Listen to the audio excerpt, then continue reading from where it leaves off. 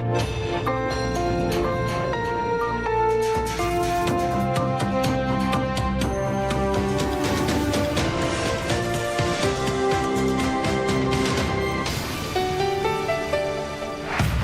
Galloway, and the mother of all talk shows. Welcome to the Open University of the Airwaves with George Galloway. It's been a terrific week. Everybody's now an expert on tariffs, especially those that lost $9 million on the US stock market just after one day, and many predicting what they call a Black Monday when the markets open tomorrow. It's been a week of snuff movies. Two of them in particular I shall concentrate on. Let me just say that not since the natural-born killers tied up their prisoners in Abu Ghraib jail and forced them to commit indecent acts upon each other and filmed themselves doing so has there been a worse week for American cinematography. It's all coming up here on the mother of all talk shows. Stay tuned. Curious about our curriculum? Have something to say? Then call us now to join the debate on the mother of all talk shows. The only education you can get for free.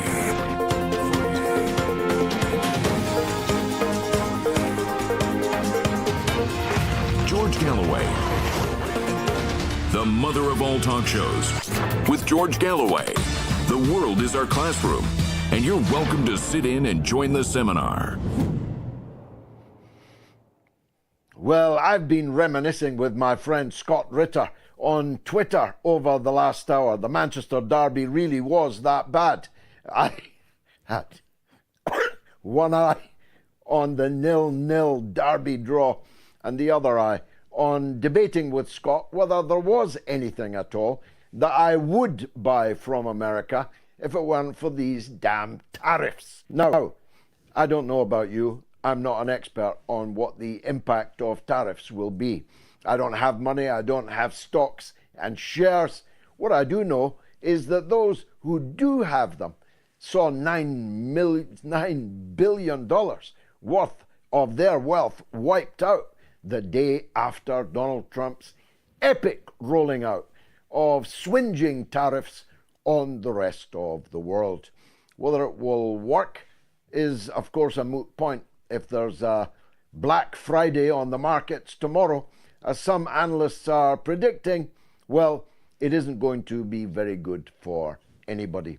And if President Trump begins to lose his nerve, a kind of Liz Truss moment, then the economic impact may be very serious indeed. And the impact on his presidency might also be very serious. I apologize, by the way, that we're not in a studio tonight because we're in the wilds of snow-driven Eastern Europe, which I'm spending more and more time in for geopolitical reasons, as you can imagine. But we were talking, Scott and I, about our favorite purchase, Levi's 501s. Scott thought that they were still made in America, but they haven't been made in America since 2005. They're made everywhere but America. Nothing from Levi's has been produced in America for at least the last 5 years. We were talking about the Escalade, which is the only car I would buy from America, but it's far too big for our roads and far too uneconomic.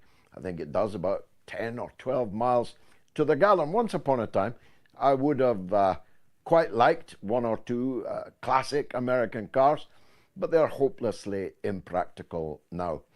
So the idea that there's no American cars on European streets because of tariffs, I've got to break the news to you, that is not true. It's that America doesn't produce cars that people in Europe want to buy.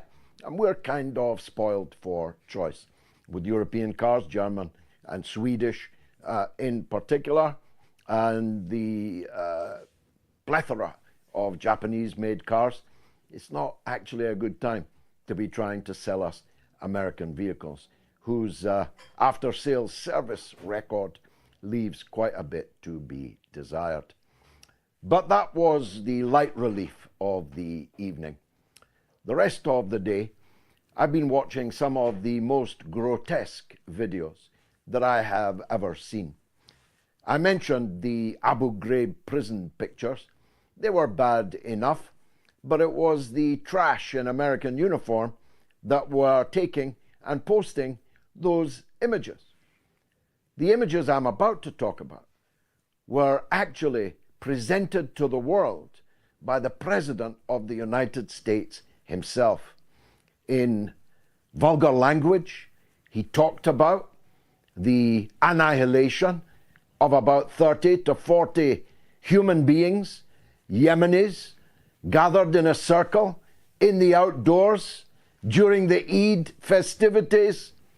He said they were there to get instructions on how to sink American ships, although they were very far from the coast and they had no weapons other than the traditional knives in their belts. And you can't sink an American aircraft carrier with a knife.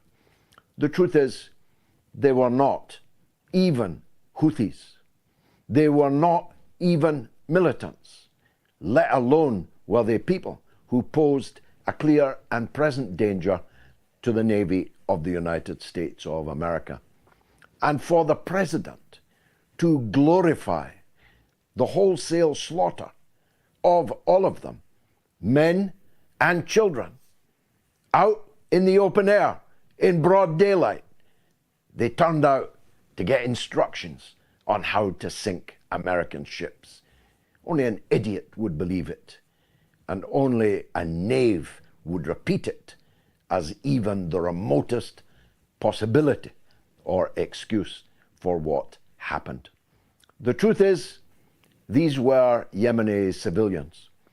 30 of them were massacred, and the President of the United States gloried in their slaughter. I don't know what the political sympathies of these elders and their children and grandchildren playing around their feet were, but I do know if I was a child or a grandchild of one of the men so slain, I know what my political determination would now be. The United States makes enemies like that, willy-nilly. They're not alone, of course. All empires do. And one day, having sown the wind, they reap the whirlwind. And then we cry. We cry when the empire strikes back. We wonder why they hate us. Do you remember that one? Why do they hate us? Maybe because we slaughter, then slander, then glory, like a snuff movie or a computer game in their slaughter. It was the worst of videos, and Donald Trump should be ashamed of himself for posting it. There was only one movie that was worse that I saw in depth over and over today. And that was the movie that has revealed to the entire world the gigantic lie machine that is the Israeli occupation of the West Bank, Jerusalem, and Gaza. We have told you for a year and a half that every accusation they made was really a confession. We have told you for a year and a half that their excuses for bombing hospitals, for killing journalists, their excuses for massacring children were complete, lying, mendacious fantasy, and that our so-called journalists in the West should be ashamed of themselves for retelling them. Every time we've heard Israel denies, Israel accuses, it's all been a gigantic lie. And so when the bodies of 15 paramedics and ambulance drivers and fire engine drivers were discovered in a shallow grave. The other day, Israel at first denied they had anything to do with it. Then they said, well, we thought they were Hamas driving unlit vehicles with no insignia on them towards our positions.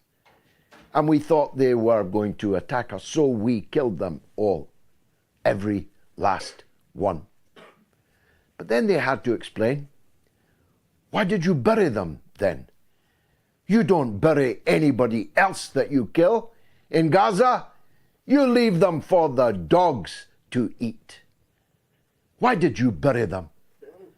Why did the bodies have their hands tied behind their backs?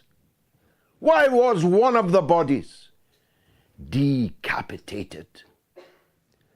Well, said Israel, we buried the bodies because the dogs would have eaten them otherwise. Then came the question, why then did you bury the ambulances too? That's right. They buried 15 emergency workers, and they buried their emergency vehicles with them. If you're still believing Israeli lies, you clearly haven't seen the video taken by one of the ambulance workers of the mass murder of every one of his colleagues, including the video of his own murder. You haven't watched it, maybe because you cannot bring yourself to. But when I see the BBC insert weasel words like the video appears to cast doubt on the Israeli story of the mass murder of all these medics, I realize that even in the foul recesses of Western media, a worm of doubt has begun to bury. Not that they didn't know the truth before. The worm of doubt is this: how much longer can we go on lying for these people? How much longer can we go on pretending that black is white, that white is black, that night is day, that mass murder is self-defense, that mass slaughter of children in tents with bombs, 2,000-pound bombs, rained down on $20 canvas tents, lacerating, massacring every human being therein. That's the worm of doubt to which I refer. How much longer can we go on denying the undeniable? And that is what we are going to discuss tonight with our excellent guests, along with the evident and real possibility of an American attack on the Islamic Republic of Iran. Sure, indirect talks are continuing. Direct talks are denied by the Iranian government. They have no trust in the interlocutor, and in any case, no self-respecting person would negotiate with someone who was openly threatening to bomb them, to kill their people, to destroy their country. But indirect talks might, just might, save us from World War III in the Persian Gulf. And Professor Marandi will discuss that with me in just a few minutes. And we'll also be discussing, given that Donald Trump is now in serious domestic political trouble, with a confluence of opponents, sure, the pussy-hatted liberals, the USAID-financed so-called NGOs, sure, the George Soros legions, they can be dispensed with.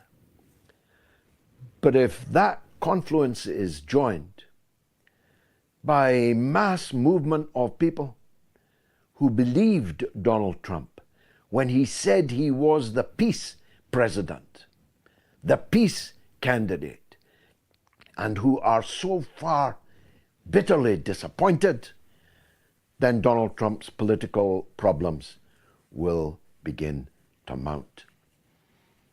A very high-ranking Russian visited Washington on Wednesday, seems to have gotten on well, even got a blue tick from Elon Musk for his Twitter account.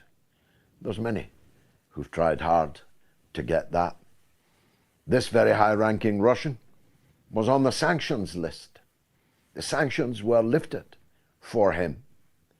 Now people are saying, when will you lift the sanctions on Russia and Russians altogether?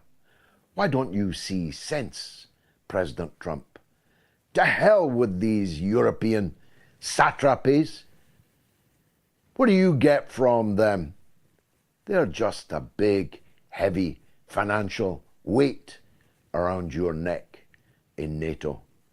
To hell with Macron and Starmer and little soldier Schultz. To hell with them. Make a grand peace. A grand and fundamental and profound peace between the United States and Russia, and with its ally China and their ally Iran. The world can finally be on a stable footing. That's my point of view. Let me hear yours. I'll be right back. Stay tuned.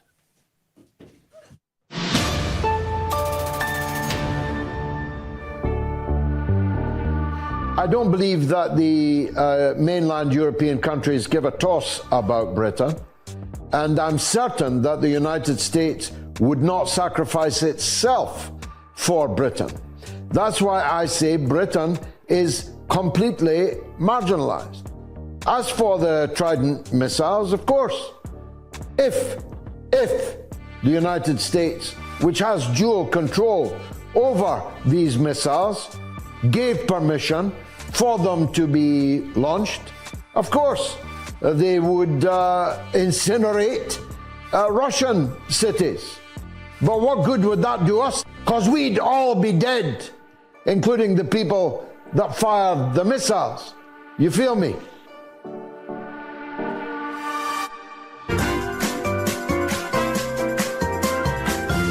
You are listening to the mother of all talk shows with George Galloway.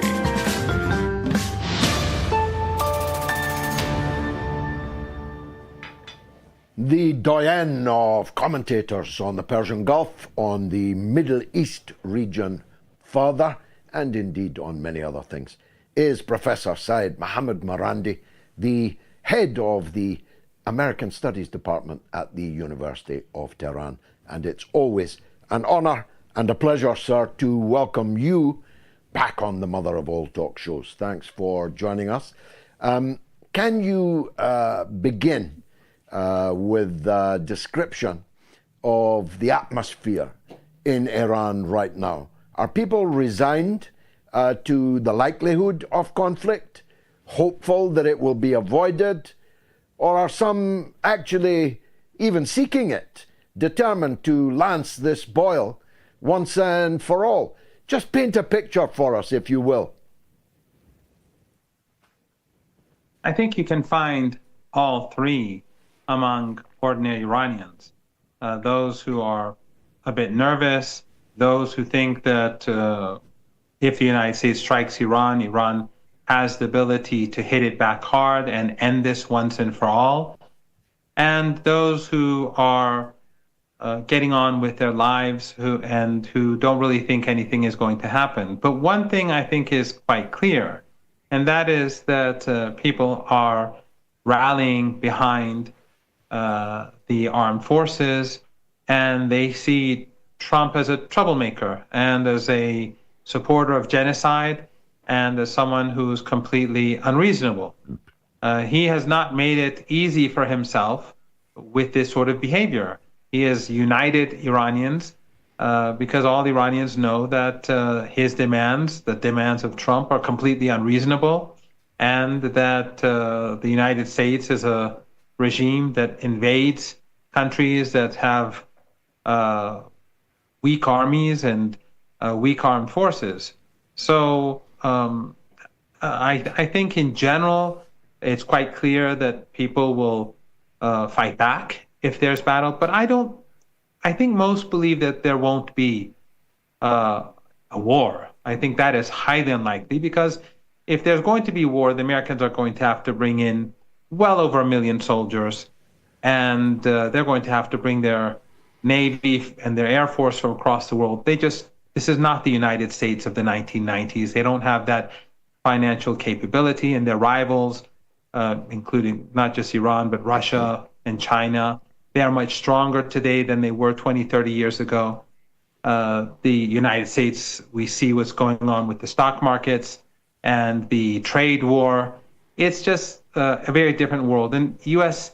client regimes in the Persian Gulf, they know quite well that if there's a war between Iran and the United States, that their regimes will crumble, some within hours and most within days, and the global oil and gas markets will simply go through the roof and the global economy would collapse. So it's difficult to imagine a war. There could be airstrikes, but even those would be difficult, because I find it highly unlikely that the Americans will use Turkish airspace, even though Turkey has worked alongside the Israelis and the Americans during these years. But that's highly unlikely. Iraq, if anything happens there would be rebellion. And in the Persian Gulf, these countries would face the consequences. All the Americans could do would be to send a few B-2s or B-52s from Diego Garcia, and that would be roughly 5,000 kilometers. The flight would be about 5,000 kilometers to get to some place like Esfahan. And that would make them very vulnerable, and a few airplanes that are vulnerable really can't do the sort of damage that the Americans want them to do. We've already seen how in Yemen they failed. They have been unable to damage the underground missile sites and drone sites in Yemen. All they've done is destroy civilian infrastructure, homes. They've murdered people. They've brought down apartment buildings, and they've destroyed water installations for the general public. But they've been unable to deter the Yemeni armed forces, which are heroically fighting back. So if they cannot win in Yemen, I find it completely impossible for them to win against Iran. It does, though, potentially lower the nuclear bar, doesn't it? Your friend and mine, although we have disagreements with him nowadays, Scott Ritter, he actually named two essentially dirty bombs that the United States had tailored precisely for the purpose of busting the Iranian bunkers. Do you worry about that? Not really, George. The world is already turning against the United States and the West in general because of Gaza. The world is turning against the United States because of the trade war. Nuclear weapons would change the situation completely across the globe.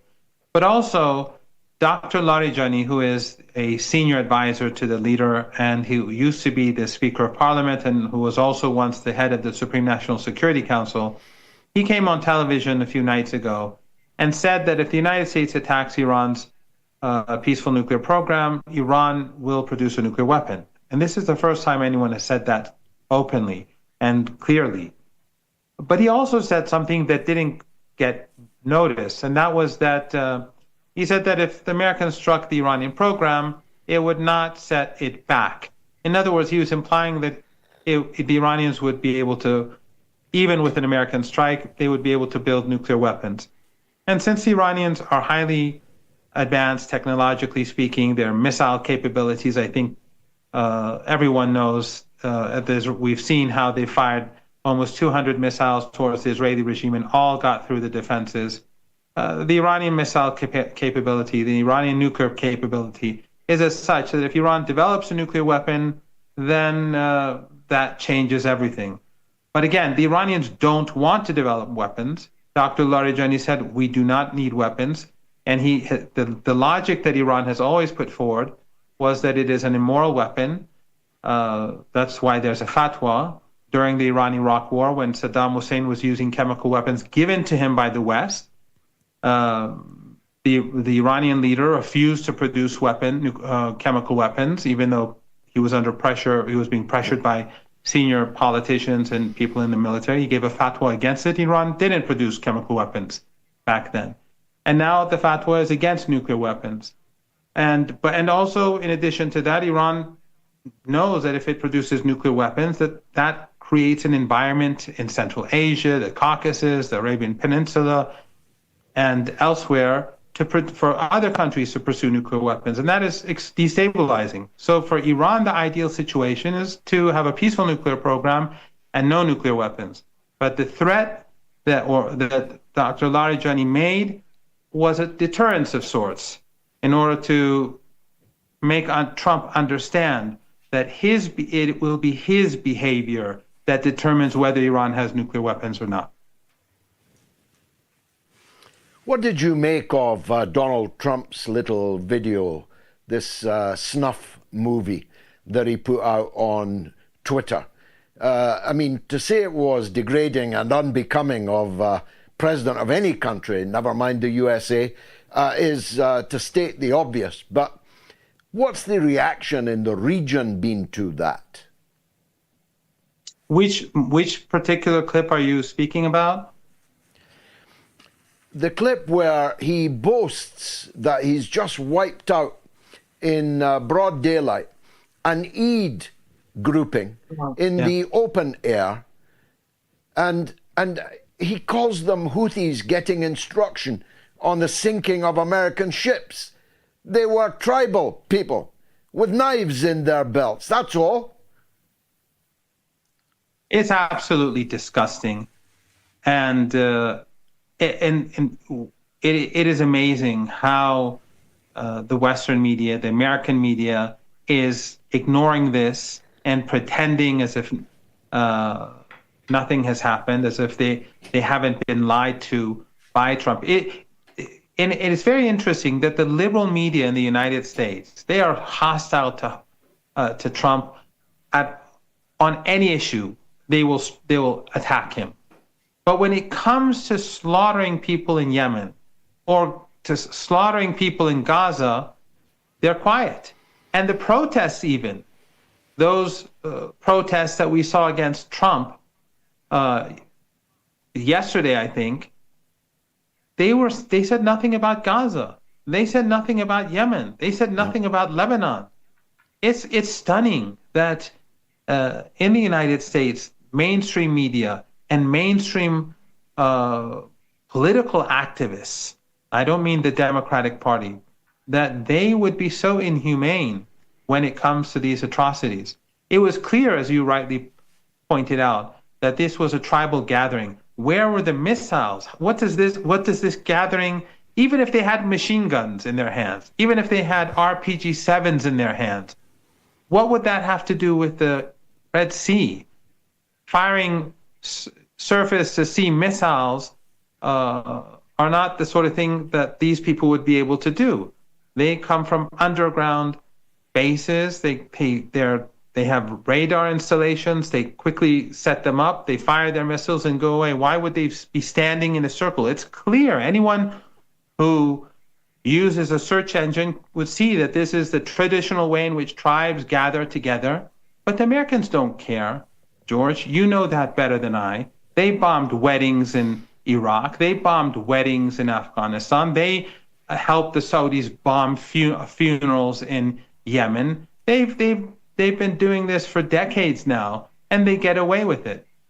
But the difference is that once upon a time, we had to have WikiLeaks show us a clip of a crime in Baghdad, and then the head of WikiLeaks went to jail But now the war criminal himself posts his crime on Twitter and boasts about it, and so do hundreds of thousands of Americans who went and liked or retweeted the images, the footage.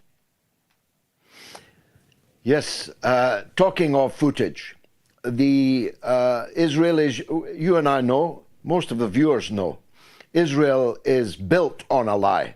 It's built on a fundamental lie that Palestine was a land without people and they were a people without land, and therefore they ended up there. So it's built on a lie. And monstrous constructions of lies have been erected over many decades.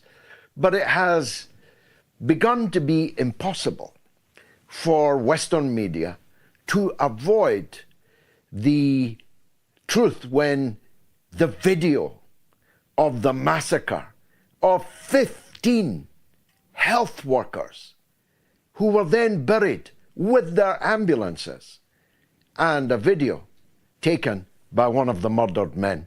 Do you see it as a bit of a turning point? I wish I could see it that way, but we saw Hind, for example, the young 6-year-old girl, the way in which she and her family were slaughtered and nothing happened. We saw hospitals bombed. We saw how they lied about underground tunnels. We saw them lie about everything, and nothing happened. I do think it's a turning point of sorts. We've had many turning points, and that is with regards to public opinion. The Israeli regime is despised. And I believe that actually restarting the genocide made it worse, because there was a universal sigh of relief that the slaughter died down. It didn't stop, but it died down. And then when it restarted, people were again outraged. This particular this particular case was something that made people outraged, where even the New York Times had to, well, they posted the footage. I can't say to their credit, because they are very much a part of this genocide. But I saw the BBC and the New York Times, the titles that they used that the Israelis admitted that they made a mistake. They didn't make a mistake. We all knew that they had done this on purpose. They were just stupid. They were like ISIS and Al Qaeda in Syria. Jolani's people, they filmed themselves carrying out atrocities. These Israeli soldiers were too stupid to go and find the cell phones or the video, find the video footage and destroy them so that we wouldn't be able to see them. But I do think we have had many turning points. I think this is the beginning of the end of the Israeli regime. I'm not saying it will end tomorrow or next year, but people across the world despise it. When you have when you're despised, when people see you as a monster, I cannot conceive how such an individual could continue with life in a normal manner. For yourself, George, or for me, our honor, our dignity is probably the most important thing that we have. If that is taken away from us, then what is left? And the regime itself and those Zionists who support the regime and who overwhelmingly support the genocide, people will never forgive them. And they will see when they travel abroad, they will see how people despise them. People will not want to. I just came back from China. In China, they're despised.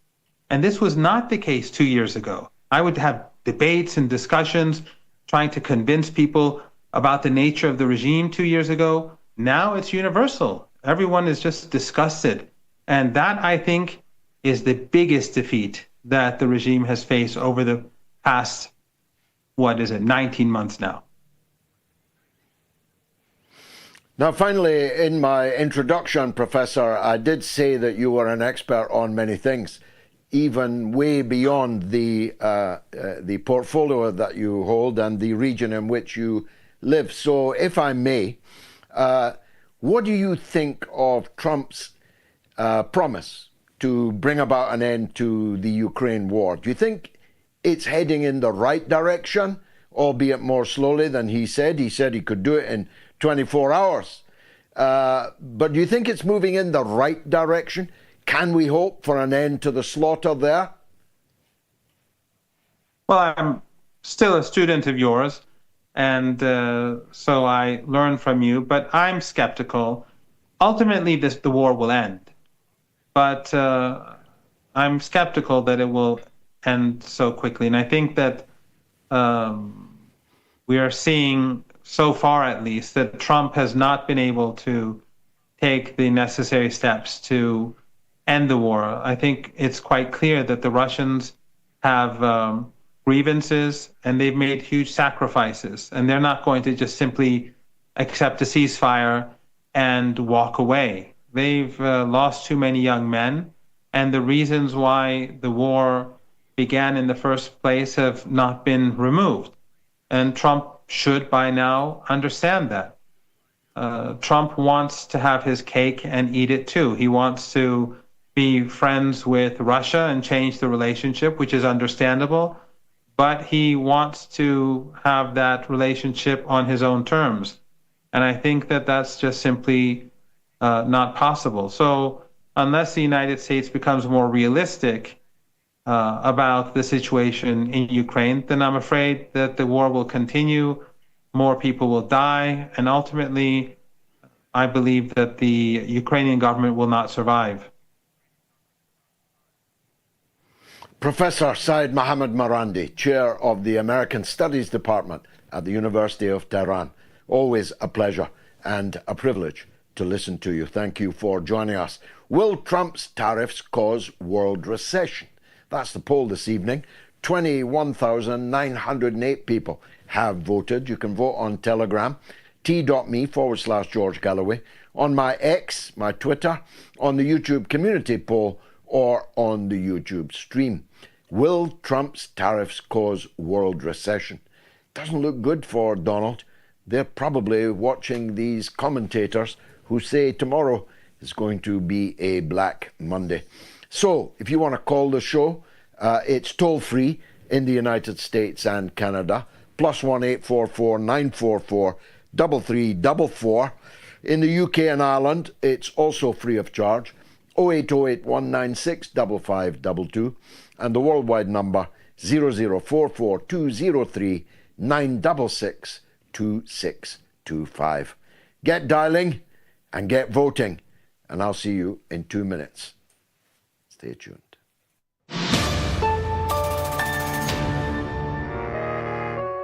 Always worth hearing. Donald, welcome back to the show. The thing about democracy, this reminds me of Mr. Winston Churchill. And he's clearly stated, he said, the best argument against democracy is a 5-minute conversation with a voter. And we need to just remember some of these things that have been said. Really, to the idea of some people are so, what they have cognizant dissonance, they can't remember anything other than Zelensky says we need freedom. Freedom from what? They're destroying that country, and what we need to do is find an agreement. One of the last thing I want to talk about is this idea of diplomatic immunity, and this idea that we can have diplomatic immunity for people to cross borders and enter countries with tons of cash and just handing it out to whoever. This has got to stop, because why would you have diplomatic immunity for a country that is not interested in diplomacy? And this is my rant for today. Well, let's hope this new era will be different. But George Orwell, in his book, Keep the Aspidistra Flying, Gordon Comstock, who is an advertising agent, he says that advertising is legalized lying. Television and journalism in Britain now is legalized lying. And as Comstock in Orwell's novel sought to demonstrate to his friends, advertising works, propaganda works. Some of us are watching the mother of all talk shows. Many more of us are getting alternative views on social media. We're watching other broadcasters like me, and we're watching even Tucker Carlson, the doyen of the alternative media sphere. but that still leaves the vast majority of people. I do not watch or read or listen to anything at all in the legalized lying business. But there's hundreds of millions of our fellow citizens who are listening and lapping up every single word. And talk about cognitive dissonance, even people who are acutely conscientized to the lies around Gaza are ready to believe the lies around Russia, Ukraine, and even Syria. So we have a long way to go, Donald. Neither you nor I are spring chickens. We're not going to see the promised land, but we may have taken our children an inch or two towards it by the time we shuffle off this mortal coil.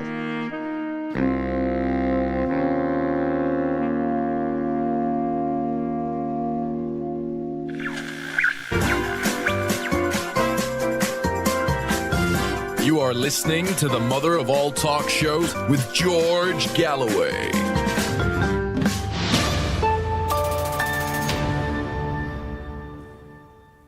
Will Trump's tariffs cause world recession? Yes or no? Well, the stock market on Friday thought not.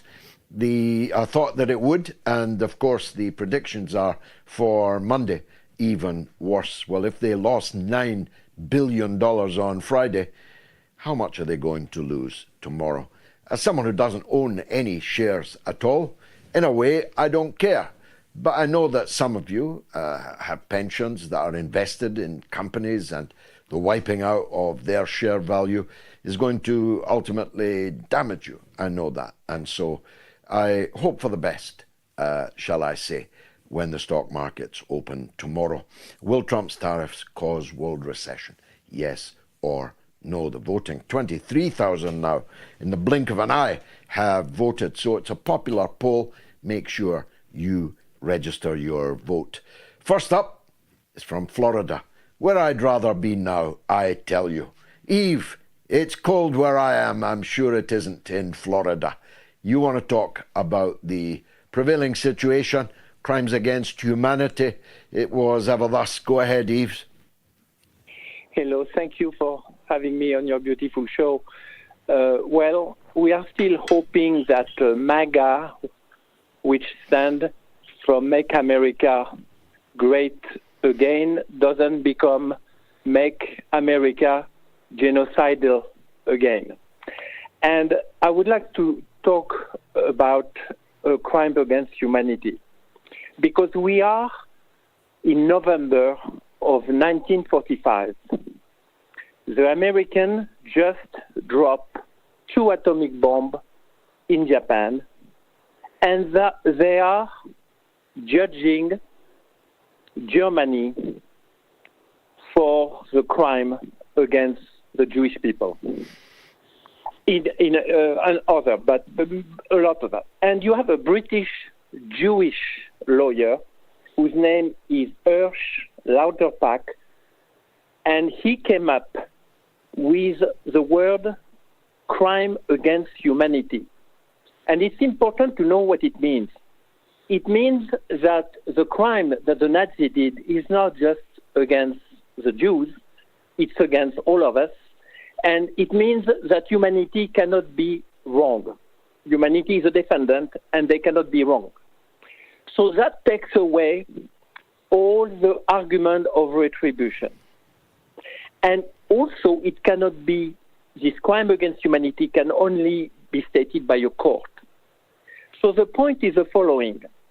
If the court, the highest court, the world court, decide that Israel is guilty of crime against humanity, the whole idea of October 7, of the right to defend yourself, all that stuff is completely irrelevant. And it is very important to get that. So at the same time, the position of United States, which didn't only supported this possible crime against humanity. But they made a law because they budgetized it. It went through the Congress, who voted a budget law to give 25 billion to. So that makes America guilty again, and so they cannot. Their position, if it's or it's not a crime against humanity, is irrelevant because they are not fair. So this is a point just before we start to attack Iran and possibly do another genocide, another crime against humanity. It's important that I think we understand that concept. And that's all I want to tell you today. Well, Yves, there are two significant differences between 1945 and now. There are many, but the two that are most germane to the point you've been making are surely these. That in 1945, the USSR existed as an alternative model, which was heavily armed and battle-hardened and on the Elbe in occupation of the eastern part of Berlin, of the eastern part of Germany, and nobody much doubted that the Red Army could have kept going.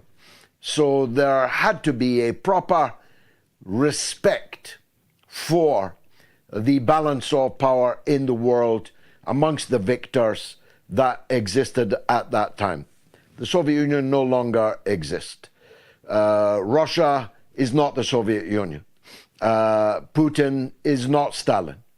And the Russian army, who have sacrificed so much, are not the Red Army, which was the army of all the peoples of the Soviet Union, including Ukrainians.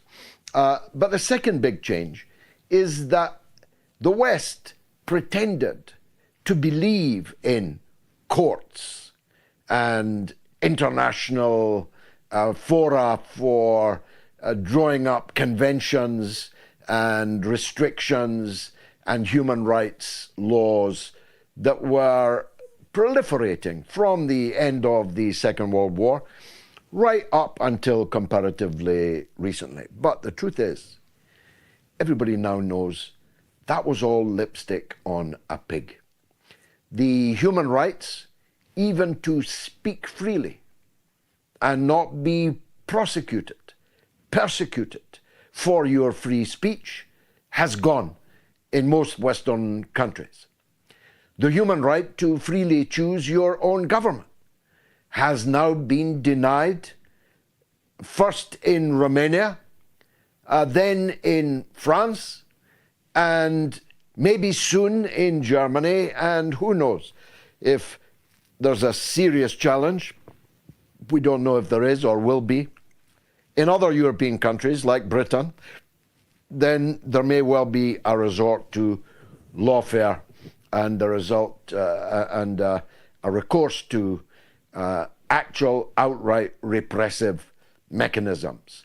I mentioned on Wednesday, I hope you heard it, that the British, borrowing from the McCarthyite toolkit, are demanding that people register themselves as foreign agents, whatever that might mean.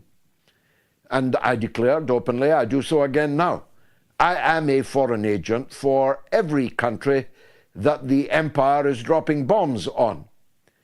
I am a foreign agent for any country that we are either bombing ourselves or enabling other people to bomb.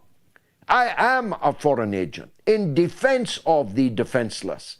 I am a voice for the voiceless, whose voice has been illegalized, criminalized.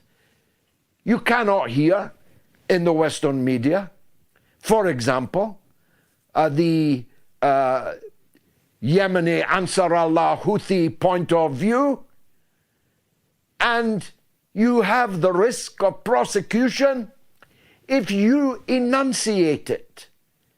You feel me? If you designate an entire people as terrorists, completely cut their ability to speak to your people and explain their situation. And then if anyone in the West wants to speak up for them, because that's what they sincerely believe, then that person in the West will have to register as a foreign agent.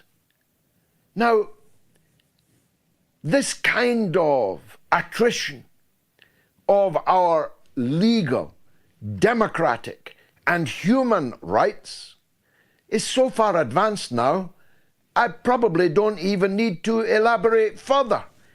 Everybody knows that we are less free than we were before. We are considerably less free than we were before the COVID pandemic. And we are going to be considerably less free as we go further down the road to war and ruin. That wasn't the case in 1945. Belgium has just said they will not arrest Benjamin Netanyahu if he arrives. But Belgium is an hour from The Hague, where the arrest warrant was issued. But an hour away, he's welcome to come to Belgium. Hungary feted Netanyahu just the other day, despite the arrest warrants outstanding for him. France, Britain, America, do you think any of these countries give a damn or even pretend to anymore about the ICC, about the ICJ, about the Nuremberg Tribunal of 1945? No! Sorry, Eve. That's all gone. The pretense has been ripped away. The lipstick has been wiped off the pig. It's there now in all its ugliness, all its pigness. Comments on YouTube. If you want to scan the QR code now, leave a comment on the YouTube stream. Keep it clean, and I'll try to read it out on air. Z.A. Lucasaid says the Yemeni tribe were just having a dance-off for Eid when the American Christian Zionists bombed them. Akila Makan says Yemen is the new age. It is the golden age, as it is leading the world to a liberated mind, and they are dismantling the old world of dark racists, fascists, imperialists. And Jack Klugman, great name, says, remember, 97% of Israelis support this. As Norman Finkelstein said, it's a lunatic state. And Brian Dawson says, it doesn't matter which stooge the Yanks elect as leader, nothing changes. Alexander G says, Trump, Yemen and Iran shutting down of Red Sea and Persian Gulf will cause recession. Recession, Alexander, will cause a complete collapse of our economic system. Simon knows from Weaponized News, he is the business. Simon, welcome back. Greetings to you, Mr. Galloway, and to your worldwide audience. Well, as you and your audience members will no doubt be aware, sometimes you and I think outside the box. And today, rather than simply being obscure, we're going to go off planet and draw people's attention to the 40th annual occurrence of the Space Symposium in Colorado Springs of the United States, which people may choose to travel to whilst they're still able to. And what's interesting about it is beautiful. Colorado is a very, very beautiful place. Yes. Well, Trump, as some people may remember, formed Space Force. And the nature of Space Force has recently been changed. And it now has 3 field commands who will be exhibiting in 3 consecutive booths during the 3-day event on Tuesday, Wednesday, and Thursday. And that's going to be the Space Systems Command, whose new mission is delivering dominant war-fighting capabilities in space, sitting next to the Star Command, which is their training and readiness group. They're going to be readying vectors and capabilities for combat effectiveness in space. And continuing the line of duplication, there will be the Space Operations Command, who will be forwarding combat-ready space powers. Now, some of the assorted generals of those illustrious bodies will be giving speeches with titles such as Space Superiority and The Theory of Victory, Orbital Warfare Operations, and Space Electromagnetic Warfare. So whilst people are avoiding buying any American products, they will have time, of course, to paint their roofs the appropriate tint of blue to avoid the direct energy weapons. But in all seriousness, listening carefully to what Professor Marandi was saying, it might not necessarily be a nuclear threat to Iran. It might be something from space. And it would seem that they're certainly lining themselves up to be able to follow orders, as that saying goes. And so I think we may well want to pay some attention to what is going on in Colorado in the coming days. Well, we will now that you have appraised us of it, and deeply disturbing it is. 40 years ago, 45 years ago, I remember we were filled with trepidation about Star Wars, Ronald Reagan's idea. My goodness, how far that idea has come now. Because, of course, neither Russia nor China, nor other countries in time to come, can possibly allow American domination in space, because American domination in space means domination of the Earth. And so there will be a space arms race. And there'll be symposia like that in Moscow and in Beijing. Jim in Shaftesbury wants to talk about Boris Johnson. Wow, he's a name we don't hear so much now, Jim. What have you got to say about him? Tim, actually, I was on last week, and you asked beg me your to phone pardon, back. I think it was a bad line. Yeah. You had to. I think you ought to try again to get him to the Royal Albert Hall, because I think he's insane enough to go for it, you know. And I think that would be a fantastic. Yeah, I think that would be. I mean, I just. The thing is, Tim, most people are scared to debate against me. And that, I think I explained in the bit of our conversation that we could both hear. That, for example, hampers the debates that I can have in the likes of the Oxford Union. In the Cambridge Union, which I shall attend soon, it's just me speaking. Because no one will come up against me. Now, that's partly because over a long political life, I have proved right where they have repeatedly proved to be wrong.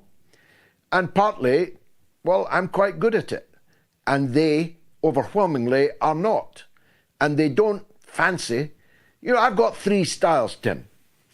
I can be Mike Tyson, and I can savage them and leave them bleeding on the floor in the first round. Generally, I don't prefer that style. I like to keep the fight going longer so that the people get their money's worth and the dinner that they have kindly provided seems more worthwhile. Or I can be Muhammad Ali. I can dance around the ring and doing the Galloway shuffle and keep leading with my left and make it very difficult for them to land a glove. Or I can be Rocky Marciano, as I was at the US Senate in 2005. That was the fighting style I chose for that performance, if you like. But increasingly, fewer political figures are prepared to face me in any three of these modes. And we're finding that over and over again. I mean, why am I not on Question Time for the last 10 years? Because the others don't want to go up against me. because in front of a live audience, or as live, I'll be able to humiliate them. So, in a way, I'm a victim of my own success. Now, coming back to Boris Johnson, I offered him that I would pay to hire the Albert Hall for foreign viewers. The Albert Hall is not only the most beautiful auditorium in Britain, one of my favourite places in Britain. If anyone ever wants to leave me a free seat there, because people have their seats for lives and they can leave them in their will, I'll kiss your hand for it. I like to see the music there. I like to see the dance there. I like to see the films there. They often have a live orchestra playing for a film. Anyway, I know the hall very well. I also know how much it costs, and it costs a lot. I told Boris Johnson, I will hire the Royal Albert Hall to debate the Ukraine war with you. We'll charge money for the tickets. I believe we'll sell out the Royal Albert Hall. I'll give my half of the money to the children in Gaza, and you can stuff your half of the money down your ample gut, which is what you are normally fond of doing. No deal. No deal. And his people say, Tucker Carlson told us, his people say he won't do anything for less than 500,000 English pounds. 500,000. Well, what I'd be offering him, I don't know, I'm taking a wild guess, 25,000? That's a long way short of what he gets out of bed for. Tim, thank you for that call. A big thank you to this week's top donors who visited the new MOATS.tv website. Vicky Sherwood, Gareth John, Thomas Carler, and James Butler. Thank you so much for your kind and generous donations. Please do become a MOATS donor tonight. Give what you can to support our show. Our website has a really simple donation system button. You just press it. Go and do it at the end of the show, please. Now, it's past time when I should have taken a break. Forgive me. I'm not as closely in touch with ground control way out here east as I would normally be. But coming up after a short break is Donald Courter, the award-winning journalist and host of the Revolution Report and a very, very highly acclaimed documentary filmmaker. Stay tuned. You don't want to miss Donald.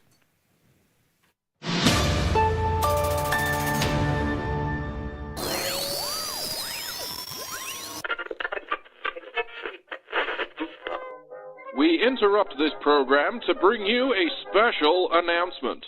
A big thank you to all our wonderful listeners, as the Mother of All Talk Shows podcast is now one of the most listened to political podcasts in the entire world. We are the #1 English-speaking political podcast in the Middle East, and in the last year alone have charted in the top 10 in podcast land in Pakistan, Russia, and China. Like, rate, and subscribe to the MOATS podcast on Spotify, Apple Podcasts, or wherever you listen to your podcasts to be a part of the fastest rising independent news show in the world.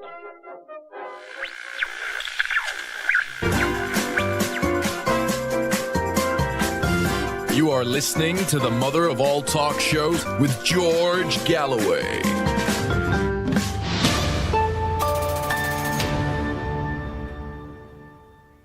Now, our recent edition, the Signalgate episode, reached the top 60 in the United Kingdom, our biggest episode of the past 6 weeks. And right now, we're in the top 10 in Singapore, Finland, and Malaysia.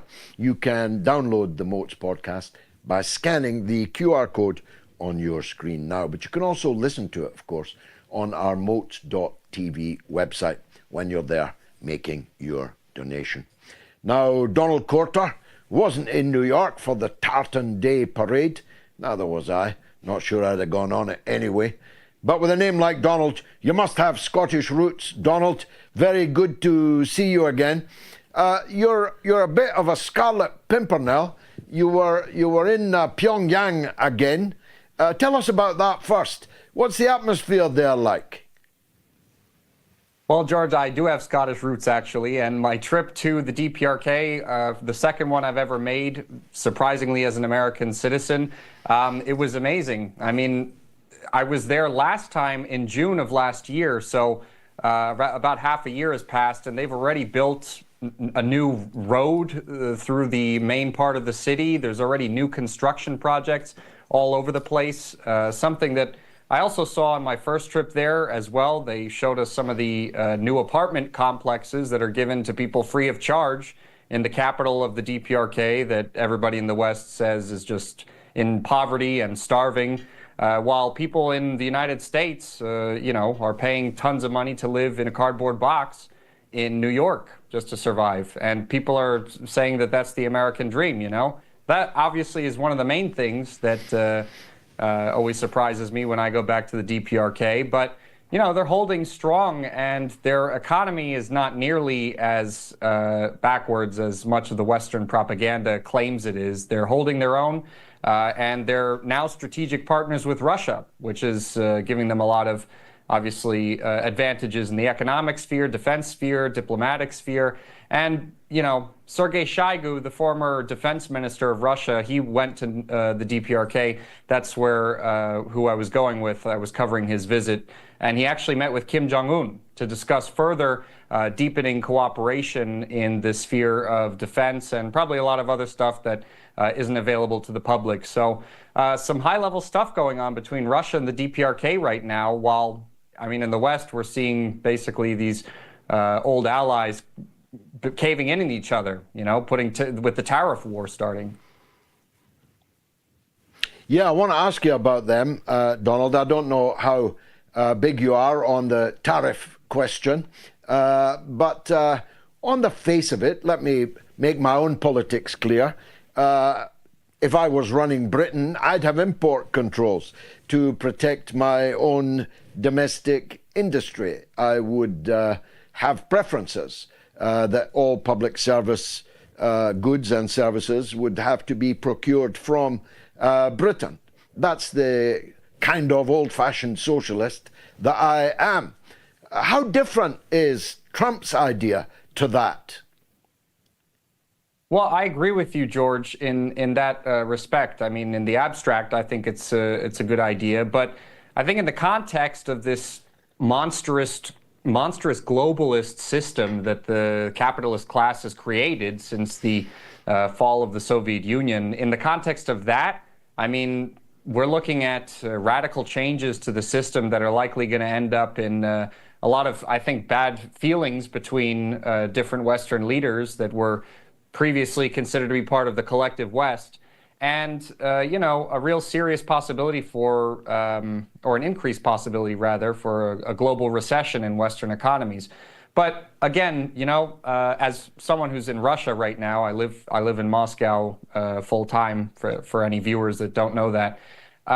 It's almost as if the sanctions that were launched against Russia 3 years ago were sort of godsend. Now Russia's really detached much more from the Western economy than it was before the military operation began. All these Western companies left and they were replaced by Russian ones, and the Russian economy is still around, alive and kicking, without just much more independent from Western economics than it used to be. So if there is some sort of serious global recession in the Western economies because of this tariff war, as they're calling it in the West. And that is a possibility because, of course, we know there was a lot of protectionism around the Great Depression and everything. But if that happens, Russia's not even going to be that affected as it would have been, say, 5-6 years ago. What do you think of the visit to Washington of the head of Russia's sovereign wealth fund? On one reading, that seems like talks between Russia and the US are at quite an advanced level. This was not, presumably, a discussion about the battlefield, but a discussion about what happens after the war. Yeah, definitely. I mean, I think it's important to understand, first of all, that this is the first major visit by a high-level politician from Russia involving multi-day negotiations that were very productive that we've seen since before the military operation even began. So this is obviously, like you said, I mean, it's a big step forward in terms of reviving relations diplomatically between the United States and Russia. But what I have to say in terms of the whole hope and optimism that we've been seeing since Trump, you know, held out an olive branch to Putin in the Ukraine conflict and everything, we've seen a lot of good stuff in terms of, you know, the U.S. and Russia talking and everything. But I think we've seen so far very little practical outcomes from it. I mean, the one, probably the most significant thing that we've seen so far was that Putin and Trump, of course, called up on the phone and they agreed to establish a energy infrastructure ceasefire effective immediately. But the Ukrainians happen to be violating that ceasefire every single day. And it's not really that surprising, of course, that the Ukrainians are trying to sabotage this process, because right now they're in no position to be negotiating and coming out in a good position. I mean, from the beginning, to think that Ukraine could have fought Russia and succeeded and taken back Crimea, I mean, this is an absolutely crazy idea. It always has been. But right now, Ukraine's losing on the battlefield day after day. They had that formerly successful offensive in the Kursk region. Now they're basically out of there. I mean, after Russia's pipeline offensive, there are advances in the Donetsk region day by day. We're always hearing about this in the news. So, I mean, there was even a report by The Independent recently that the Ukrainians are getting so desperate to mobilize more people that we're seeing, on the one hand, videos coming out of ordinary Ukrainians actually coming to the rescue of other Ukrainians that are being kidnapped by the recruitment authorities, and they're stopping that from happening. So mobilization's not going well. And to counteract the fact that mobilization's not going well, we're seeing tons of soldiers come back from, Ukrainian soldiers come back from the front line injured with PTSD. And there's a tendency in Ukraine right now where they're drugging them up with ketamine and animal tranquilizers and trying to make them fit enough to be sent right back to the front, even though that they're, you know, injured or they were just there. And so it's a complete nightmare. And the Kiev regime is just dedicated to continuing this bloodshed regardless of all of that. So I think because of that factor, that is basically the biggest challenge, the biggest obstacle that this thawing of relations between Russia and the United States is facing right now. The fact that Ukraine's trying to sabotage it. So, I mean, we're going to have to see how far that continues. I mean, so far, that's pretty much the only concrete thing we've seen come out of this thaw. And we'll have to see when Trump and Putin are going to meet up in Saudi Arabia, as they've said for some time. So we'll have to see. Well, not just the Ukrainians are seeking to sabotage it, of course. The Europeans are doing everything they can. Now, I have read for a punishment, I read the granular, prolix prose of the New York Times deep dive into what this war has all been about. I fell asleep a couple of times, as one does with the New York Times, but I have read it, and I have read the much punchier and much better article on the Grey Zone today by my friend Kit Clarenberg, which narrows down and drills down on what is there in the New York Times piece. And what it reveals, Donald, is this has been a very British war, and that the Kursk disaster is a very British disaster. How acutely aware of that are they in Moscow? I think very much so. I mean, the derogatory term for Western enemies in Russia has become the Anglo-Saxons because of just how much of a hand the UK, the MI6, all different sorts of authorities connected to Great Britain have been involved in Ukraine since, before the Russian military operation even began.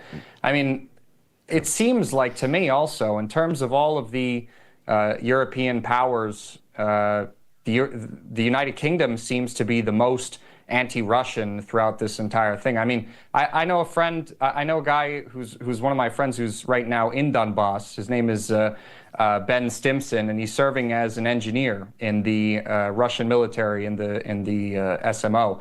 And he actually went to volunteer in for the People's Militias, but when Lugansk and Donetsk were still independent People's Republics. And he came back to the UK in 2015, and they put him in Belmarsh prison for terrorism. He spent almost 7 years in Belmarsh prison, the same prison where they put Julian Assange.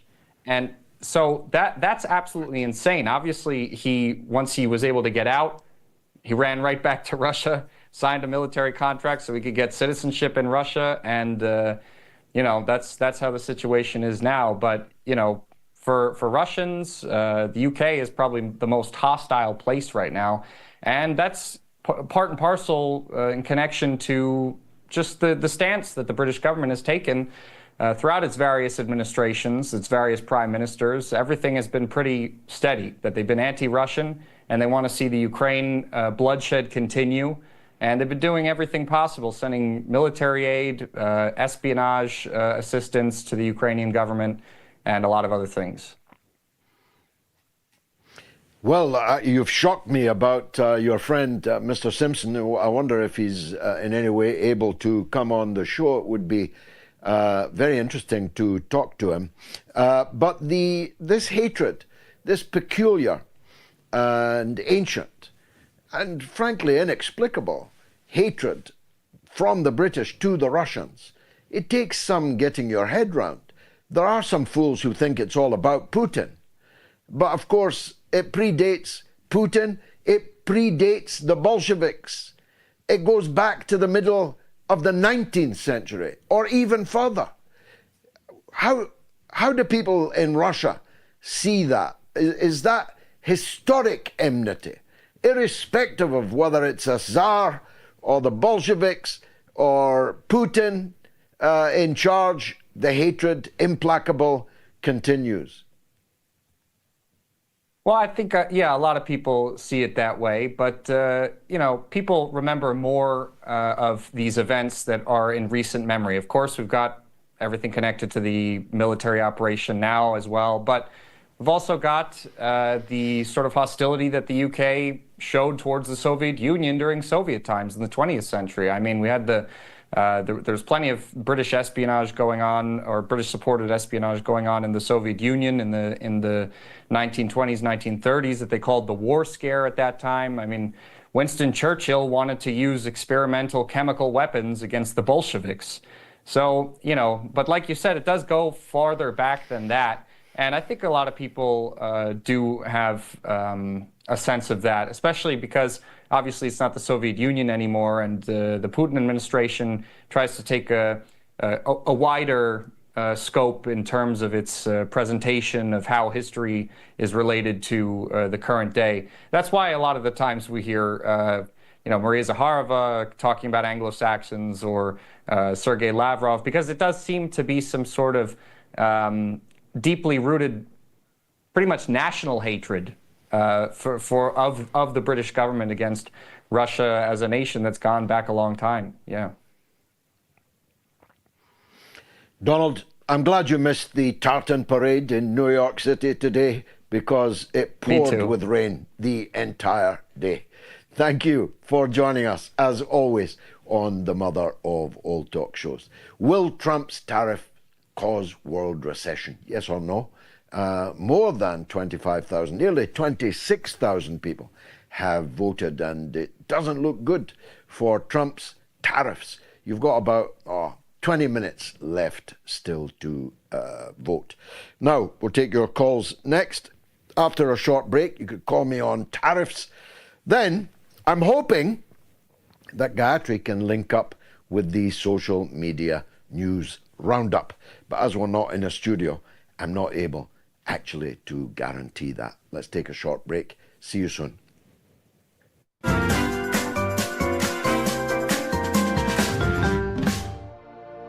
1897 edition of War of the Worlds by H.G. Wells. Read by George Galloway. Available only on Patreon. The cylinder was artificial, hollow, with an end that screwed out. Something within the cylinder was unscrewing the top. Good heavens, said Ogilvy. There's a man in it, men in it, half roasted to death, trying to escape. At once, with a quick mental leap, he linked the thing with the flash on Mars. The thought of the confined creature was so dreadful to him that he forgot the heat and went forward to the cylinder to help turn. But luckily, the dull radiation arrested him before he could burn his hands on the still glowing metal.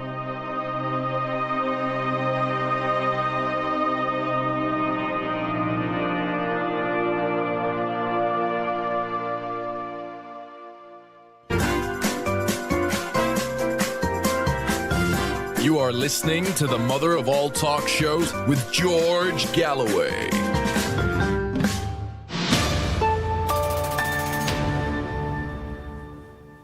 So if you enjoyed me reading H.G. Wells' War of the Worlds, or you would like to see the films that Gayatri and I have made, The Killings of Tony Blair, Killing Kelly, The History of Fascism in Britain, you can get them all for free if you support me on Patreon, patreon.com/George Galloway. And you also get a chat mechanism.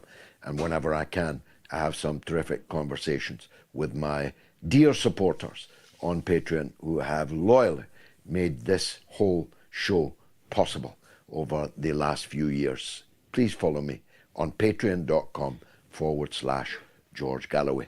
Let's go to California, why wouldn't we, where Marco wants to talk about tariffs. Go ahead, Marco. Hey, George. Hi. Hey, can you hear me, George? Yeah, good. Go ahead. Oh, hey, sir. First of all, let me just, thank you for all you do. I'm a big fan of yours. Almost speechless, talking to you right now. Thank you. But, Thank you. I mean, I don't think there's going to be a global recession just because I think other countries are basically going to ditch the U.S., maybe have trade amongst themselves. I know Canada is trying to work with Mexico right now to kind of get around the Trump tariffs. But in my opinion, they are definitely bad. I'm a union carpenter, so we have a small annuity that gets put aside, and it went down 20%. Which is pretty freaking upsetting. Was that because of the stock market crash? Yep. It went down 20% just like that. And, it's like, that's part of my retirement. I'm still young, Yeah, you sound young. What's to come on Monday? Of course, Trump would argue that this will all be made up for by companies bringing production back to the United States. Because although they like to blame China and all the rest, it wasn't China that took Apple to China. It was the owners of Apple. It was the owners of all these big tech companies. They went to China, Vietnam, elsewhere, because they could make their product more cheaply there, because the American worker would have to be paid more. Are they going to come back rather than face tariffs on their products? They might bring some of their production back, which will boost jobs, boost tax revenues, and boost the economy in the United States. What do you think of that? In theory, it sounds wonderful, but I think it's a really long shot. I doubt it will happen even on his term, and I don't even know if he's going to finish his term at this point.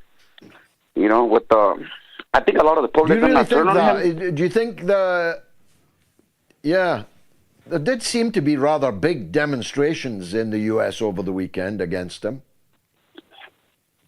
Yeah, I think a lot of his base will also turn on him because, you know, I knew this, and I've been arguing with everybody that I truly believe that he was compromised by Jeffrey, you know, Epstein. So that's why I think he's doing Israel's bidding, and that's not what the people voted for. Yeah, of course, you have all the large portion of evangelical people don't, and you know, I am disgusted with Trump giving Netanyahu the green light to continue the slaughter in Gaza. You know, it just, it's heartbreaking, and it kind of like, it infuriates me because obviously they take our taxes with it. It did, you know, and yeah, you're paying for it. You're paying for it. Listen, Marco, it's been great talking to you. If only for the sake of your annuity, I hope tomorrow isn't as bad as some are fearing. Thanks for the call. Alan is in Florida on the same subject. Let's hear his point of view. Alan, welcome to the show. What would you like to say? Good afternoon, George. First, thank you for having me, and thank you so much. Yeah, well, I have two. I happen to study economics in the United States, which is, like Chomsky says, the worst place to study economics is in the economics department. So I have a first reference for you in the UK that I think he would be an excellent guest for you. He's really one of the leading historians on economic matters. His name is Ha Jun Chang. And he's an expert on how economies develop. It wasn't with free trade so much as with a theory called infant industry theory, which actually developed the U.S. It was Alexander Hamilton and Ulysses Grant, and they got it from a German named Friedrich List. And that's sort of like an unburied historical fact. And what the developed countries do once they develop their agriculture, once they're on the frontier of technology, they promote free trade. And it is so that the undeveloped countries are just captive markets, and they don't do what they did when they were at that stage of development. It's called kicking away the ladder. But he can explain it much better. And additionally, no, you explained it pretty well. Thank you, George. I appreciate you. And finally, I have another gentleman who I think you might have heard of. He's in Latin America. His name is Alfredo Serrano Mancilla. He advises the progressive governments in Latin America. He is a Spaniard, really a brilliant economist, and I was listening to him actually yesterday talking about the subject and comparing it to like the pre-pandemic era where a lot of experts came out and wrote books and predicted things. Some said it was going to be a positive thing. Some said it was going to be a negative thing. But he said something that like really calmed me down because I'm like you, I'm very worried. He said, while it doesn't look good, let's relax on the predictions right now because if he doesn't really know, we shouldn't really trust all these overnight experts on tariffs.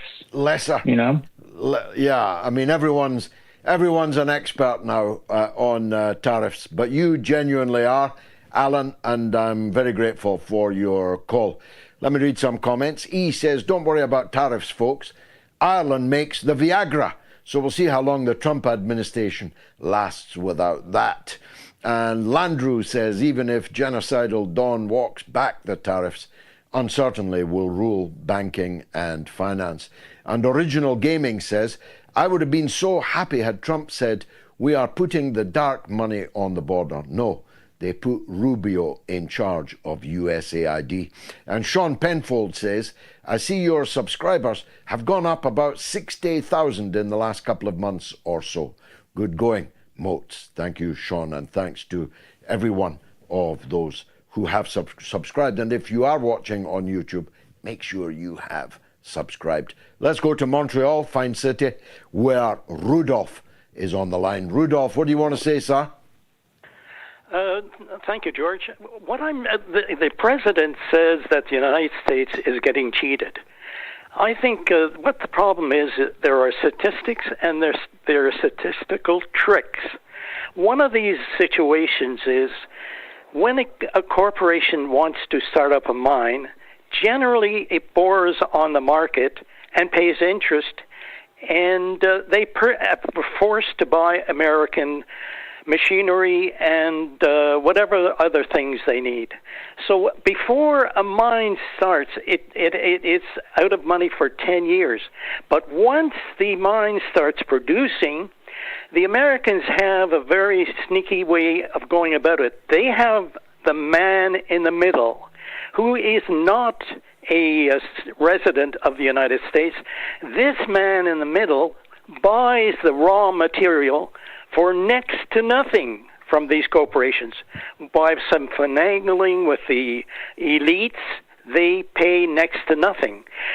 So what this man in the middle does, it ends up selling the product to the United parent for the world prices.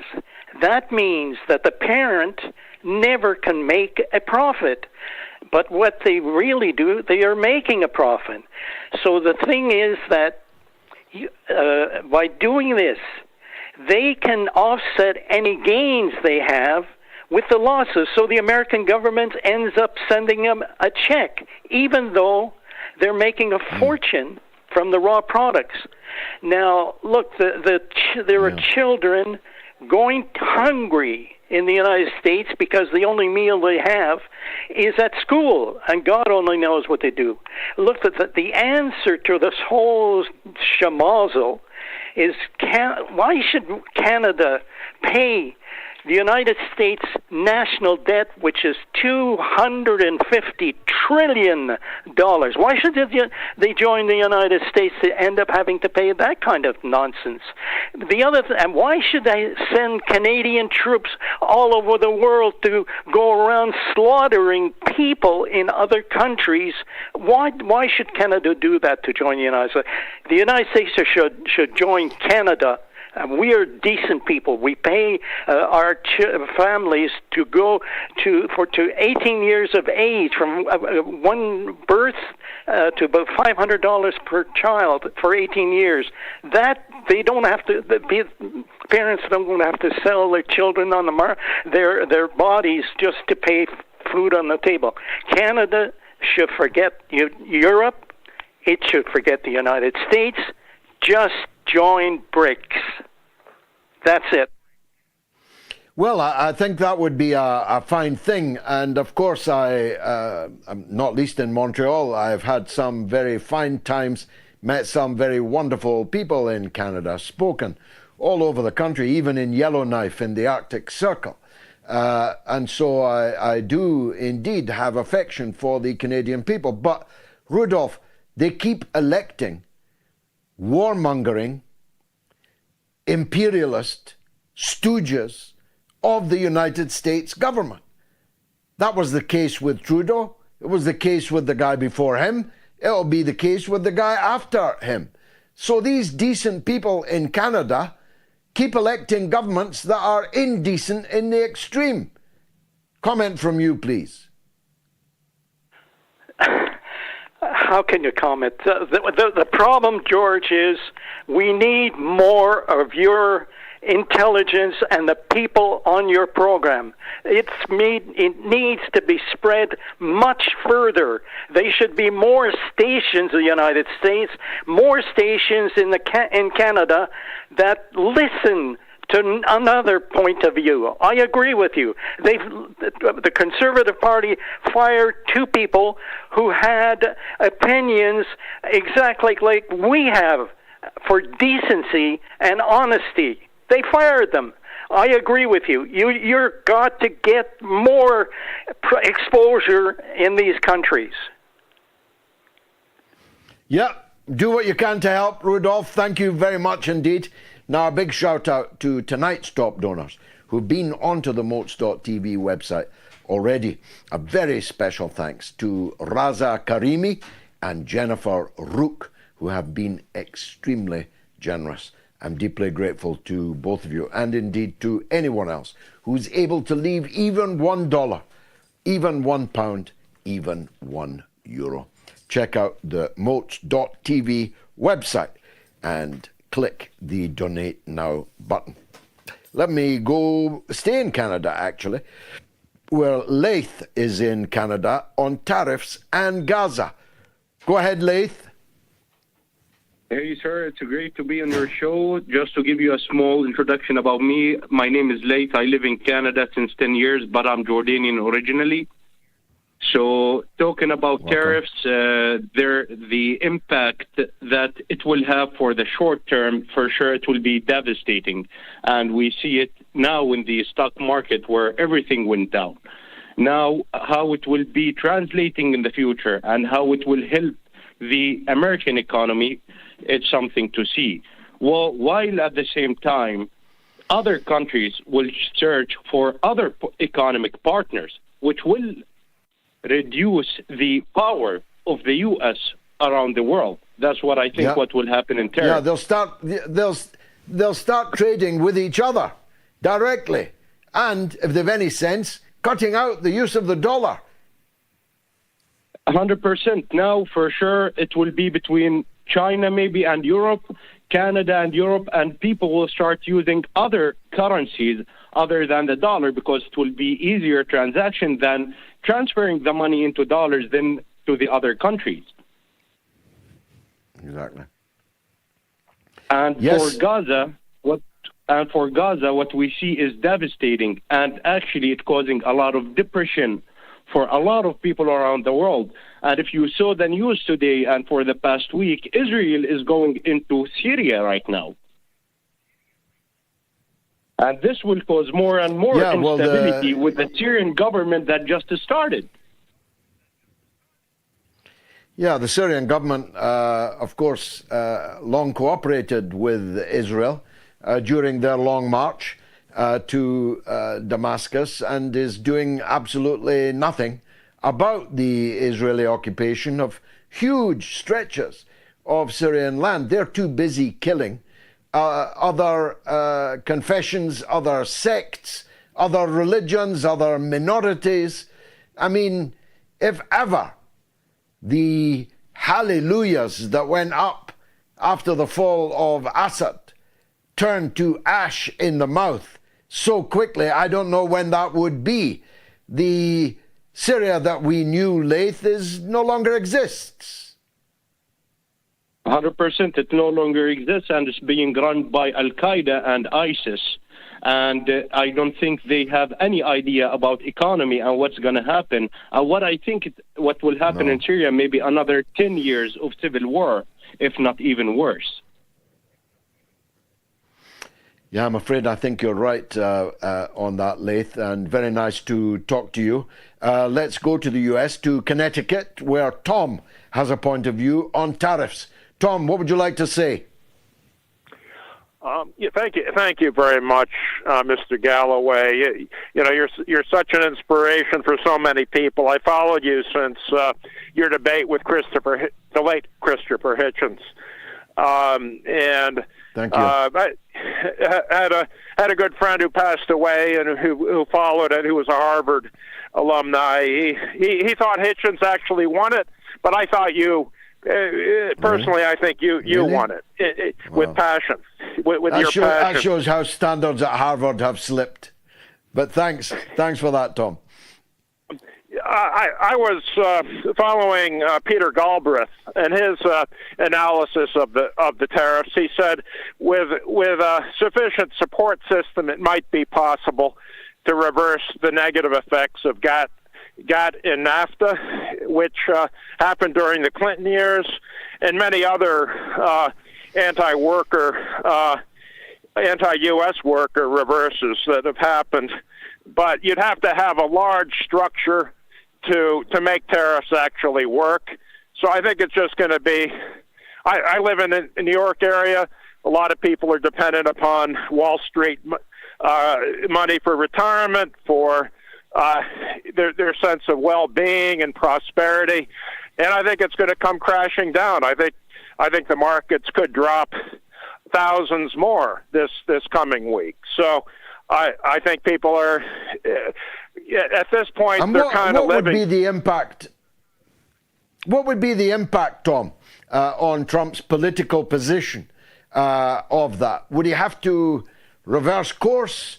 Would people start to turn against him who are in his base up until now? What would be the political impact of all that?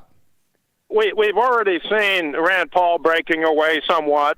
We've seen Charles Grassley in Iowa taking, questioning his authority under emergencies. The whole use of emergencies is quite radical, and it's quite irresponsible, and it's quite tyrannical. Really, you can't create these fake emergencies and do radical things that. And I think Trump wants emergencies, and that's why he may give the go ahead on bombing in Iran, or more. It's like, what's it going to be this week? I mean, crisis after crisis he's creating every single week. So I don't think he cares.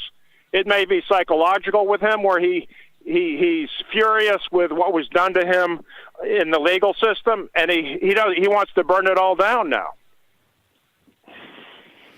You're a smart guy, Tom. Please don't be a stranger. Come back and talk to us again. Now, I do have another show, Have It Out with Galloway. Here is how you can be on it. Watch this. Join me on Have It Out with Galloway. Be on the studio wall. Participate in the debate about the greatest issues of our time.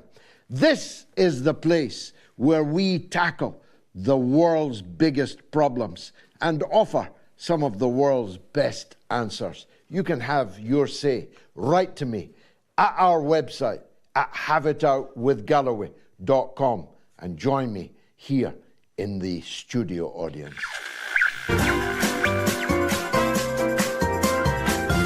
You are listening to the mother of all talk shows with George Galloway.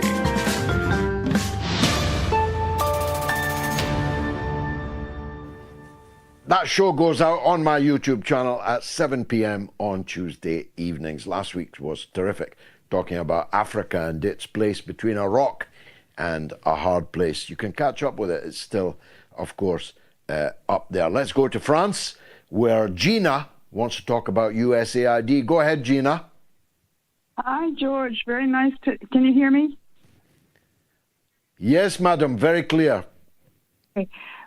Before I get on to my subject of USAID, I want to compliment you and thank you for your unfailing defense of Gaza. Thank you. Thank you. So I grew up overseas in poor countries. My dad worked for USAID. And when we were little, they said to us, "You're little ambassadors."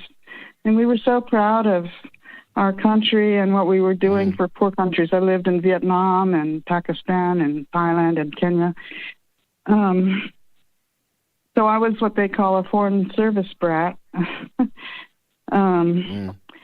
But after this whole thing about canceling USAID, my first reaction was to say, well, what do you mean? We were only doing good. But I have to tell you that when I was a child already, I'm 70 now, so this is back in the 60s, 70s. Already we knew that the USAID was infiltrated by the CIA. And, we used to joke about how my dad might have been CIA, but he worked too hard and he did too much good. I mean, this was sort of in the family ethos. But now, when they started sort of unveiling the really darker side of USAID, I was not exactly shocked. Well, I always knew about the CIA, but I was pretty amazed by how USAID became a slush fund for lots of bizarre projects. That's what it was, yeah. Yeah, so totally bizarre. I'll tell you what, Gina, this is a beautiful call. It's not every day that we get someone of your background to call the show. It's not just, though, is it, the CIA issue, the regime change issue, the color revolution issues, and so on, which USAID was very clearly a Trojan horse for. But it was also a Trojan horse for this ultra-woke, liberal, pussy hat version of American culture, which, people are entitled to believe in all that. They're entitled to spend their own money putting on, transvestite opera in Bangladesh, but they shouldn't really be billing it to the American taxpayer and calling it USAID, should they?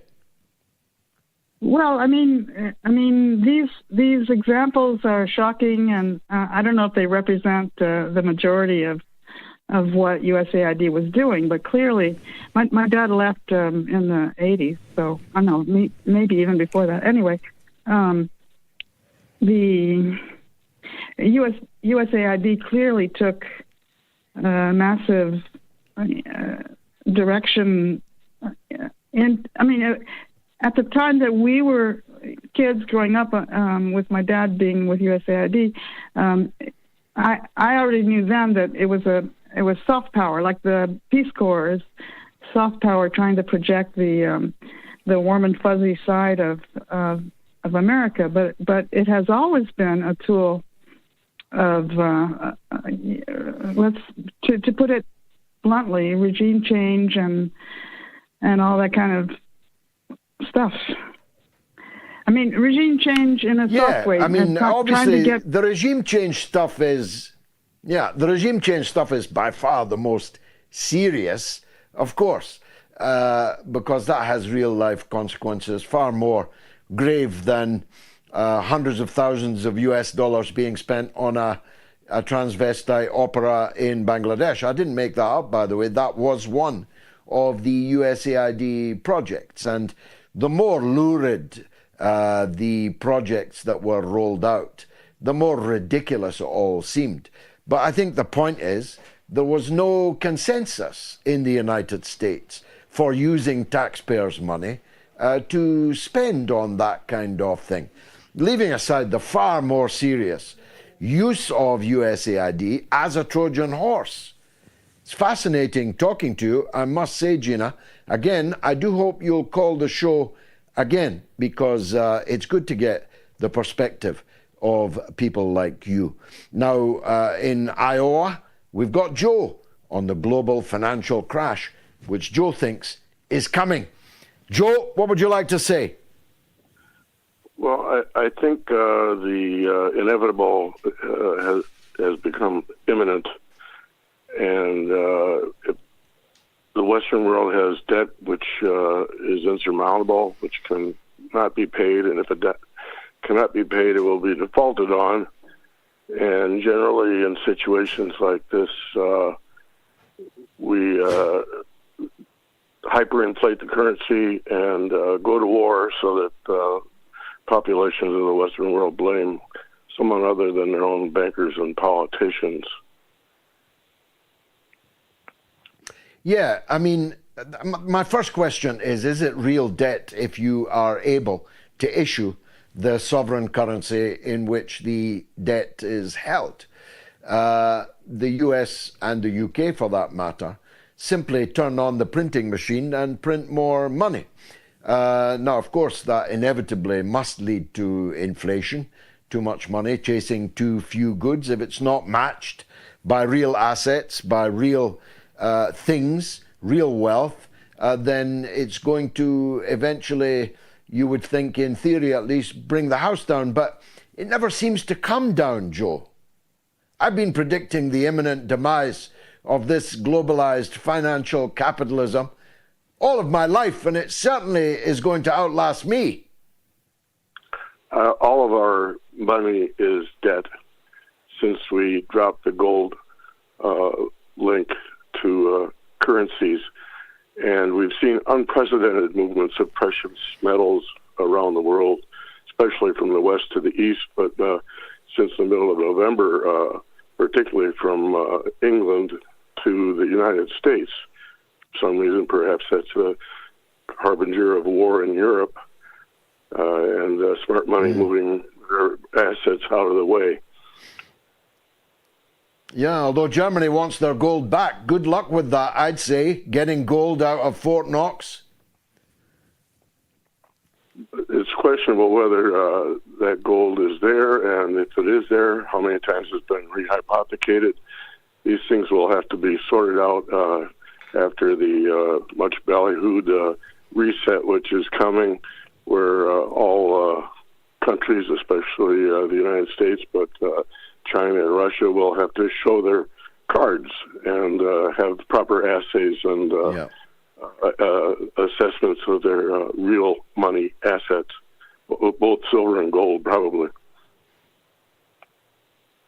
I agree with that, Joe. It's another fascinating call, another smart guy from the global university of the airwaves that is the mother of all talk shows. There's a legend on the line.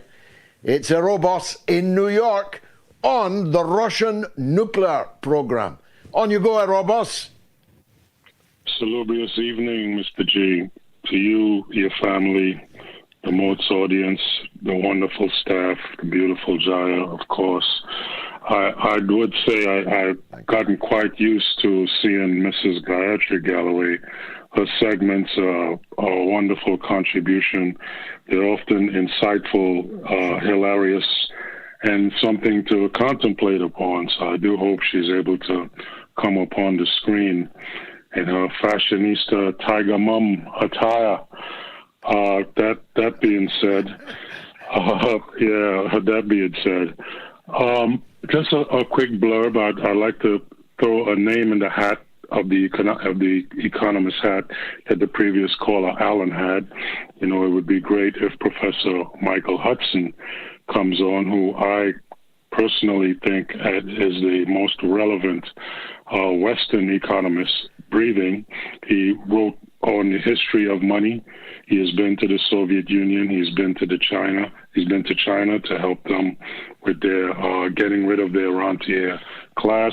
And he would be an excellent guest. Can handle any question. Very insightful. And just a tiny blurb about the retirement recession, this whole tariff thing. It was a fundamental error in judgment, if not a mistake. It could have been deliberate. I didn't dig into it that much as of yet. But tying workers' pensions to Wall Street, that should have been a red flag from the very beginning. That belongs in the Treasury. Yeah. You know, that's supposed to be part of the national government infrastructure, not tied to Wall Street. That was insane. And I don't think he should have been allowed, that would be Roosevelt, should not have been allowed to have gotten away with that. But on to the point, because, you know, as Morpheus said to Neo in my favorite film, The Matrix, time is always against us. The Russian nuclear power plant, Russia has stated, Vladimir Putin and many in his version of the nomenclatura, his inner circle, that without Russia, the world is not worth living in. Basically, that they'll do whatever it takes for the survival and the advancement of Russia.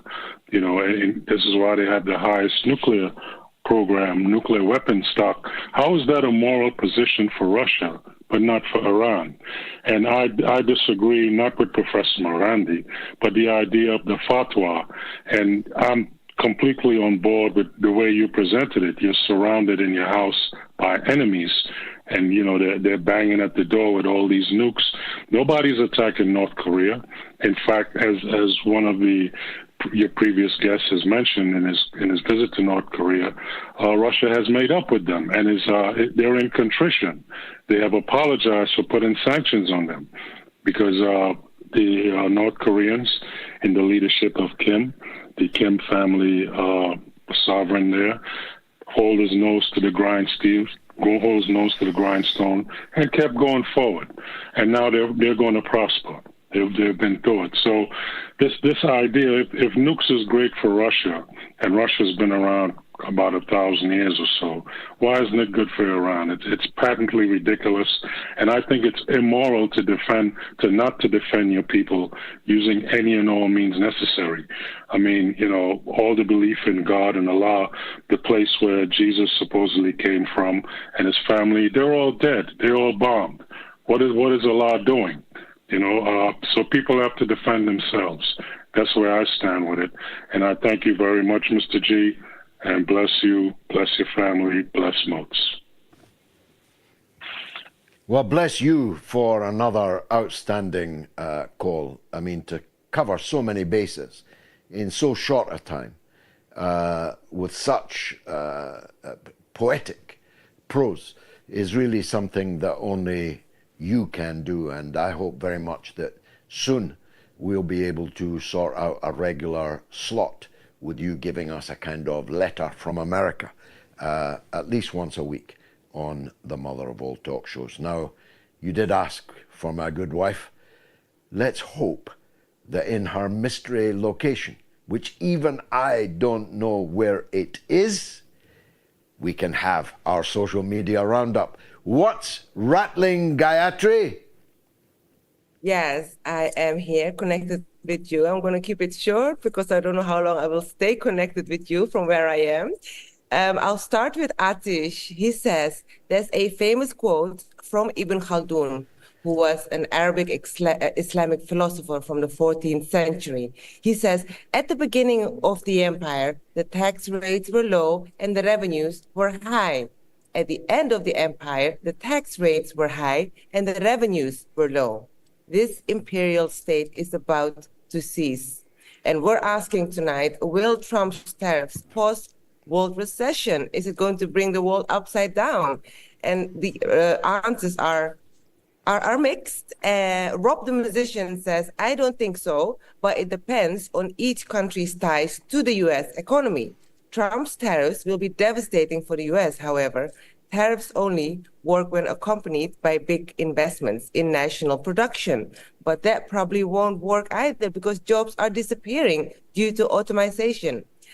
And so a trade deficit is simply overspending, and it's a no-brainer where the U.S. is overspending. Well, that's brilliant. I agree with that. And of course, under the kind of system that both the Republicans and the Democrats fervently believe in, the state has no role like it does in China as the guiding hand of the economy, the engine room of the economy. That's beyond the ken of all the political forces in the United States, except a very, very slim number of people on the edges. None who are in office in the United States wants to have an economy like China does. And yet daily we see the vaulting progress being made by China, not despite its state central role, but because of its state central role. Have you got anything else for me?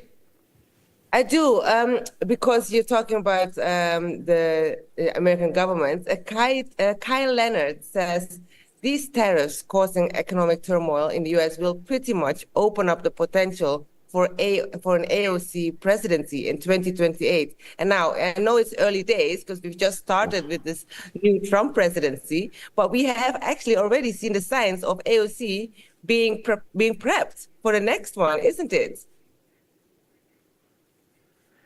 That would just be ridiculous. If Kamala Harris didn't cut it, AOC will cut it even less. My lights have gone out, Gayatri. I think they've just come back on again. Somebody somewhere is trying to tell us something, and the drapes have just opened, automatically revealing my whereabouts, perhaps. Will Trump's tariffs cause world recession? 27,201 people voted. On Telegram, 72% said yes, it will. X, 58%. The YouTube community poll, 68%. And the YouTube stream, 73%. So a very healthy majority of 27,201 people believe that world recession is about to be upon us. Thank you very much indeed, Gayatri, for connecting up with us wherever you are.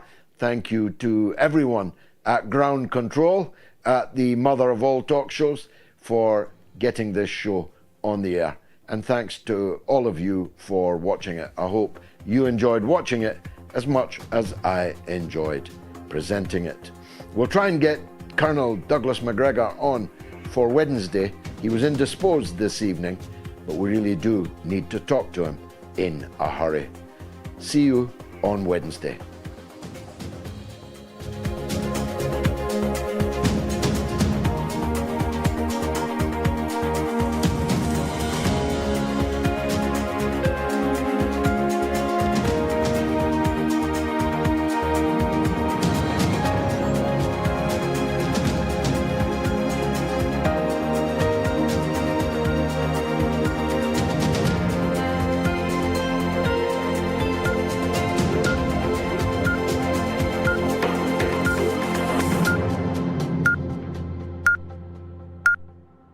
It's the mother of all talk shows.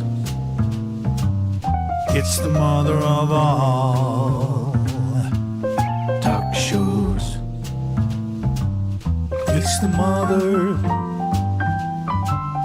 of all talk shows. Go get 'em, George.